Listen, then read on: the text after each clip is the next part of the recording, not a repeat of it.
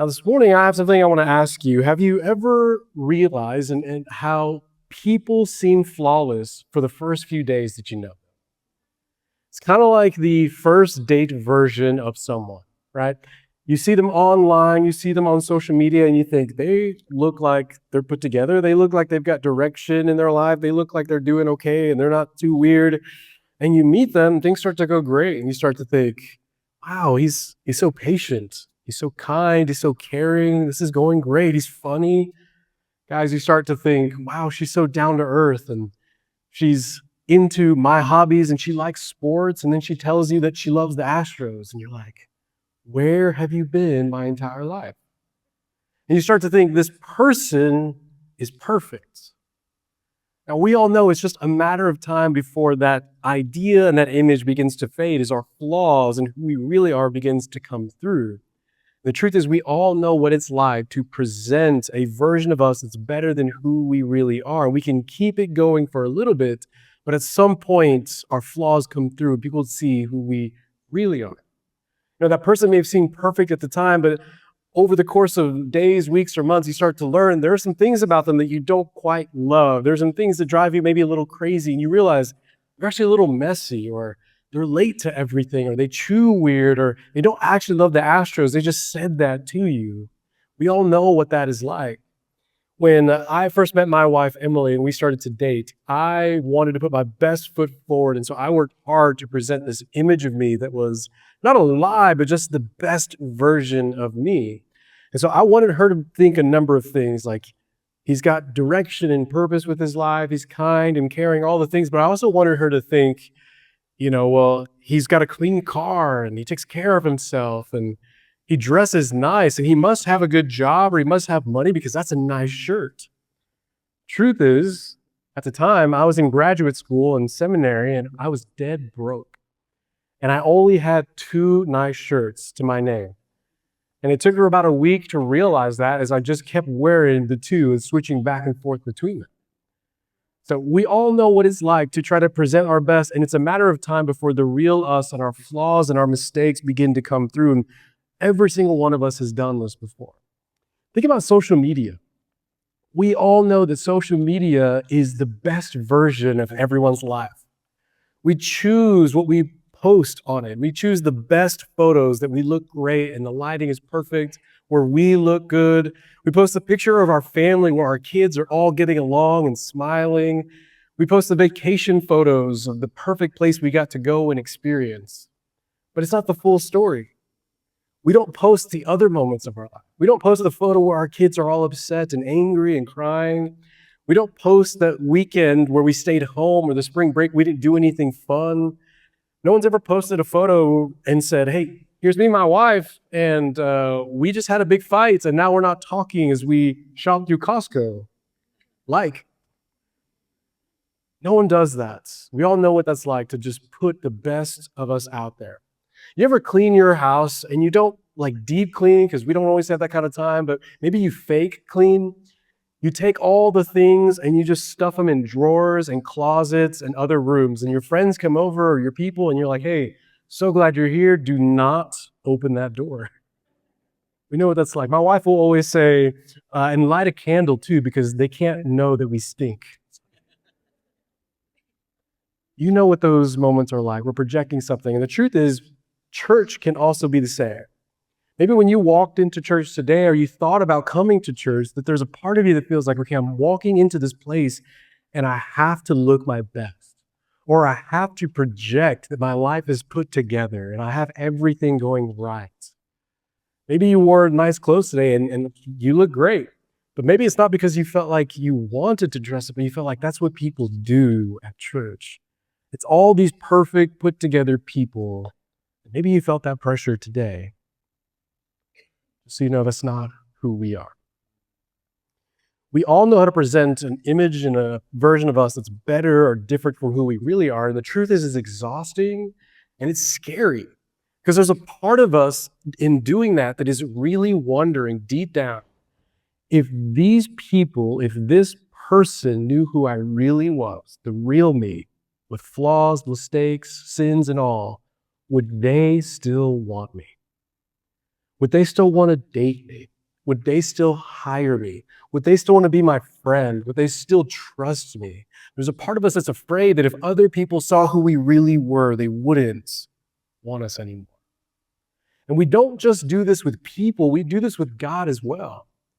There's a part of us, and maybe you this morning or wherever you are in your journey, there's a part of you that feels like, I know I should be more serious about my faith. I know maybe I should go back to church, but there's a part of you that thinks, I'm just not in a good place. I need to get my life together before I come back to God. God's not going to listen to me. God doesn't care. I need to have a good set of days, weeks, and months, and then I'll come back to church, and then I'll come back to God. What if I told you this morning that the best version of you is not enough? And that is what Easter and why Easter matters so much. I want us to read something today, something that God reminded us of. In the book of Romans, the Apostle Paul wrote this. He said, "For all have sinned and fall short of the glory of God." That's a powerful statement that holds so much. He's saying all of us have fallen short. All of us have sinned. And it's not just the really bad people, and it's not just those who you see are a mess from so far away. He's saying, and he's talking to you, and he's talking to me, every single one of us. And what that means is there's a gap between who we pretend to be and who we really are. There's a version of you that other people see, and there's a version of you that only you know about. Your mistakes, your flaws, those habits that you can't seem to break, the things that you regret in your past, the struggles that you have on a daily occurrence, the things that you want to say out loud, but you don't, but you think that. There's a gap between that, and every single one of us has fallen short because every single one of us is flawed. And what does that mean? It leads to this. In the Old Testament, God reminded us of this, that your iniquities, your flaws, your mistakes have separated you from your God. Your sins have hidden his face from you so that he will not hear you. Our flaws, our brokenness, the real version of us has separated us from God. And I don't know if you're familiar with the story, but at the beginning of God's story of Adam and Eve, when they choose to rebel against God and they sin and they break what God has made, it says that God cast them out of the garden because he is perfect and holy, and they are now marred and flawed and broken. So they cannot be with him.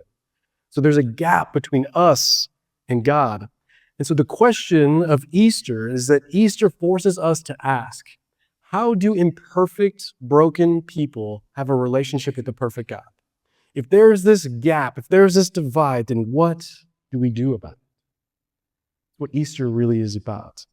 I want you to know God is not on the other side of that gap saying to you and yelling to you, hey, try harder. Hey, I saw what you did. You messed up. I need you to try again. God's not over on the other side saying, hey, you'll figure it out. I want you to see that Easter is about God fixing what we could not.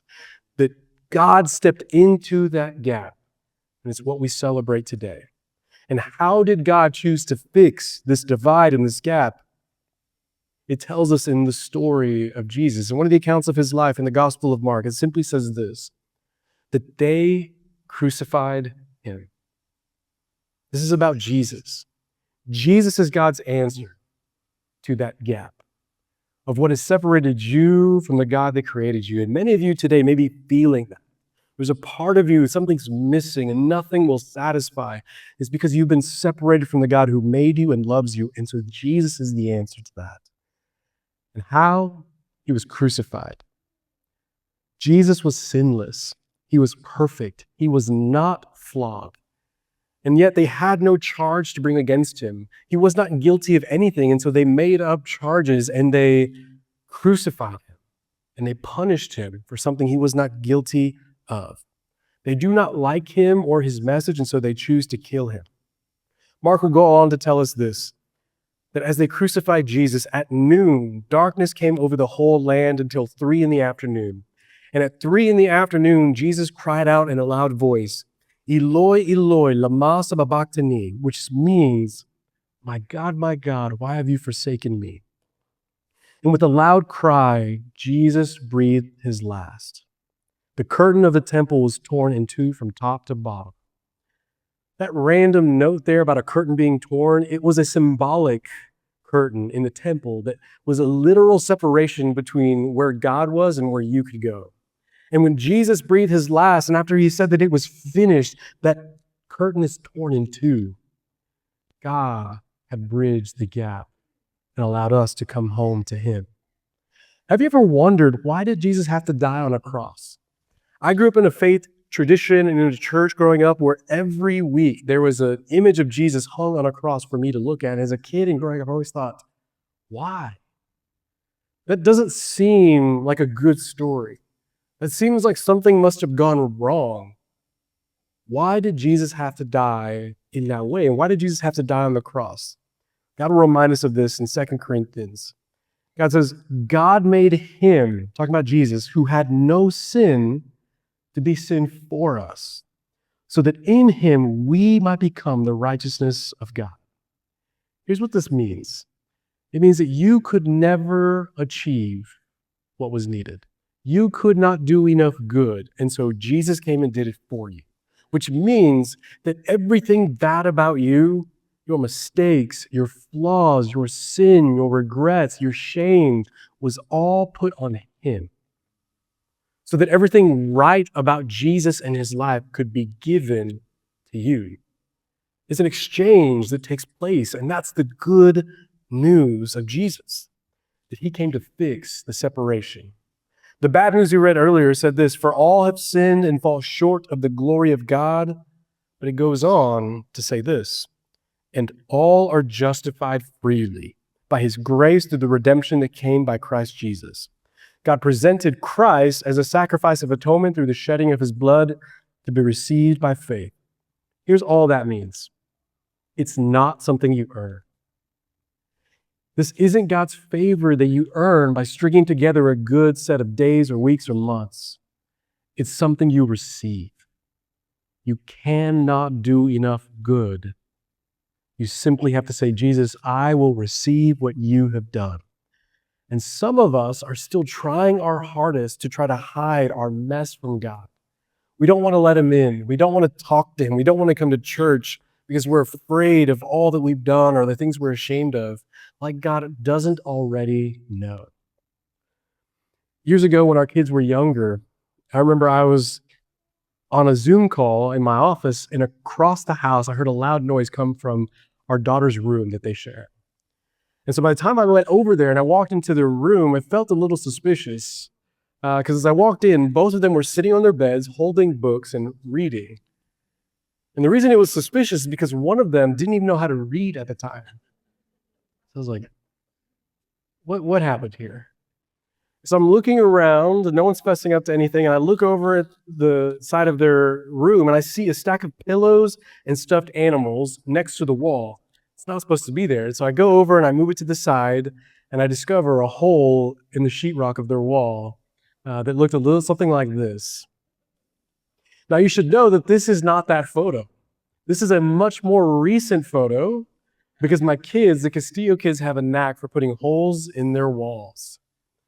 But I remember as I was talking to them about it, they were trying their hardest to hide it from me, pretending like they were reading. They were trying to put stuff in front of it. They didn't want me to see, and they had convinced themselves and were trying their hardest to not let me notice, hoping that I wouldn't see. We do the same thing with God. We try to hide our mistakes and our flaws like he doesn't already know. And I think one of the reasons we try so hard is because there are people in your life who have walked away from you. They have shamed you. They've said nasty things about you, and they're no longer in your life because they discover your flaws. And because people have done those things to you, we think that God is the same way. I want you just to hear clearly today that that is not who God is. Don't miss this. Jesus came for the real you. The you that only you and him know. And it was that version of you that Jesus saw when he was on the cross, being punished for you. Not the version that you project, but the real you. I want you to see this, that as Jesus is hanging on the cross, it tells us in this account that people in the crowd are shouting things to him, that they're mocking him. I want you to see what they say to Jesus. They say to him, "So, you who are going to destroy the temple and build it in 3 days, come down from the cross and save yourself." He saved others, they said, but he can't save himself. Let this Messiah, the King of Israel, come down now from the cross that we may see and believe. They're mocking Jesus as he hangs on the cross, and they're essentially saying to him, "You made all these great claims about who you were. Look at you now. You're hanging on that cross and you're dying. If you really are who you claim to be, then come down. Come down from that cross, and then we'll believe who you really are." And as they shout insults and hurl all these things at him, I want you to see that Jesus does not come down from the cross, not because he cannot, but because he chose not to. If Jesus came down from that cross and he did not die, then you would still be in your sin. If Jesus came down from that cross and he did not die, then you would still be separated from God. If he came down from that cross and he did not die, then wherever you are in your story would be where you will stay. So Jesus stayed for you. There's an old hymn that says it so beautifully. It simply says this, that it was not nails that held him there, but it was love for you. You are separated from the God who made you and loves you, and Jesus came to fix that. Not for the polished version, not for the cleaned up or the version that you post or that performs, but the real you. You work hard to present the best version of yourself, and Jesus came for the real version of you. And this is why the resurrection and what we celebrate today matters so much. Because the cross shows us that Jesus took on your sin. 3 days later, when he came back to life, he proved that it was gone. The cross shows you how much Jesus cares for you, and the resurrection shows that he is true in everything that he claimed. That he has power over your sin and death itself, and that because he is alive today, you can become a new person if you choose to follow him. God can write a new story in your life, no matter what you've done or where you've been or what people know or heard about you, that God can change your story because Jesus is alive today. And he invites every person to follow him into this new life. Look at what Jesus said. Jesus said, "Whoever wants to be my disciple must deny themselves and take up their cross and follow me." I love that Jesus begins that powerful statement and invitation by saying, whoever. It doesn't matter where you're from, what you've done, the mistakes you've made, the things that you still feel guilt over. If you want to follow me today, you can be changed. And he's not inviting you to try harder. He's inviting you to trust him. You can't be good enough. You can't be perfect. You can't be flawless, but Jesus has done what you could not. And he's offering you a new life and a fresh start and freedom from the pressure to perform, to pretend, and to try to be enough. So this morning, I don't just want this to be just another Easter reminder. I want us to actually reflect on what we celebrate today. And I want us to step into the story of what it is we're celebrating today. So for the next few moments, I just want you to reflect on these words as we remember together what Jesus has done for us. It was 9 a.m. when they crucified him. At noon, darkness came over the whole land until 3 p.m, and at 3 p.m, Jesus cried out in a loud voice, my God, why have you forsaken me?" And with a loud cry, Jesus breathed his last. The spotless, flawless, and perfect Son of God took our place. The flawless one was treated like the guilty one, so that those who are guilty could be welcomed into God's kingdom and family like sons and daughters. How deep the Father's love for us, how vast beyond all measure, that he should give his only Son to make a wretch his treasure. How great the pain of seeing loss. The Father turns his face away, as wounds which mar the chosen one bring many sons to glory. Why did Jesus stay there? It was not because he could not come down, but it's because he chose to be there. They mocked him. They hurt him. They hurled insults at him, and they shook their heads, and still he stayed for you. He was pierced for our transgressions. He was crushed for our iniquities, and the punishment that brought us peace was on him. It was your sin on his shoulders. It was your shame, your guilt, your rebellion, your flaws. And there on that cross, Jesus carried all of it. When he had received the drink, Jesus said that it is finished. The debt was paid, the work was done, the price was covered in full, and that which had separated you from the God who made you and loved you was now gone. Behold the man upon the cross, my sin upon his shoulders. Ashamed I hear my mocking voice call out among the scoffers. It was my sin that held him there until it was accomplished. His dying breath has brought me life. I know that it is finished.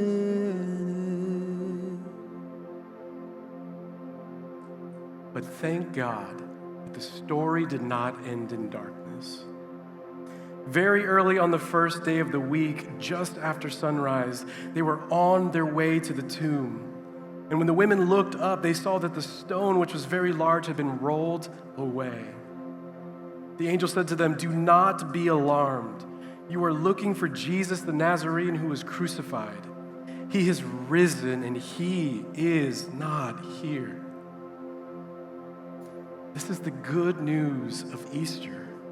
Jesus did not just die for your sin, but he walked out of the grave 3 days later, proving everything that he claimed, proving that you could have a new life and a new start, and that who you were is not who you will always have to be. Death lost, sin lost, shame is gone because he put it on himself, and then he defeated the very grave, which allows us to say, "Where, O death, is your victory? Where, O death, is your sting?" Because the tomb is empty and Jesus is alive. And because today that he is alive, there is hope for you today. I will not boast in anything. No gifts, no power, no wisdom. But I won't boast in Jesus Christ, his death and resurrection. Why should I gain from his reward? I cannot give an answer, but this I know with all my heart, his wounds have paid my ransom. The most important part of the story is that Jesus is alive.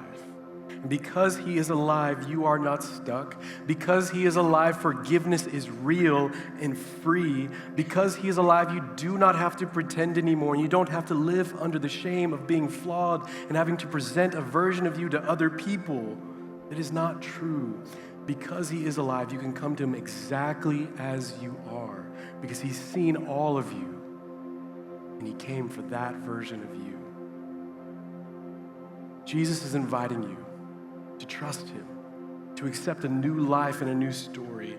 And today, If you have yet to trust in Jesus, if you've yet to receive that gift that he so freely offers, I want to invite you to do that today. Today may be your moment to not try harder, to not strive for perfection or to act like you have it together, but simply to trust Jesus and say, I want that, Jesus. Help me to receive it and help me to follow you. Stop running, stop hiding, and just accept what he's already paid for. So this morning, if you want to receive that free gift, if you want to begin a relationship with Jesus and follow him for the first time, I want to invite you to do that today. I want to invite you to pray with me. So if everyone will just bow your head and close your eyes for a moment. Today, if you are ready to become this new creation, if you're ready to receive this free gift and forgiveness from the God who made you and loves you, I want to invite you just to pray silently for the next few moments. And you can repeat after me or pray something like this, but I want to invite you to ask God into your life. You can say something like this: God, I recognize my flaws and my failures, and I confess my sin to you. Please forgive me. By faith, I believe in Jesus' perfect life. I believe in his sacrificial death and his miraculous resurrection. God, I give up on trying to be enough.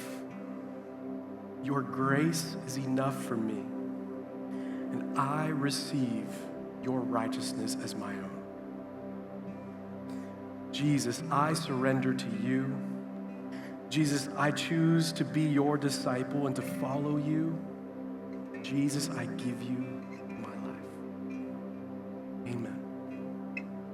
This morning, if you prayed that, or if you're interested in beginning this journey with Jesus, I just want to tell you today, if you prayed that, welcome home, and we would love to continue to walk with you. Choosing to follow Jesus is a personal decision, but the journey of following him is something we do together. And that is why this church exists, so that we are not alone through the life we walk together. This morning, if you're a follower of Jesus, I just want to encourage you about the good news that wherever you are is not who you are. Whatever you're still struggling in is not the end of your story or journey. Jesus has taken it all, and the resurrection is proof that you are a new creation. That's what we celebrate today. So would you stand up with me as we sing these songs in response to the greatest news the world has ever received?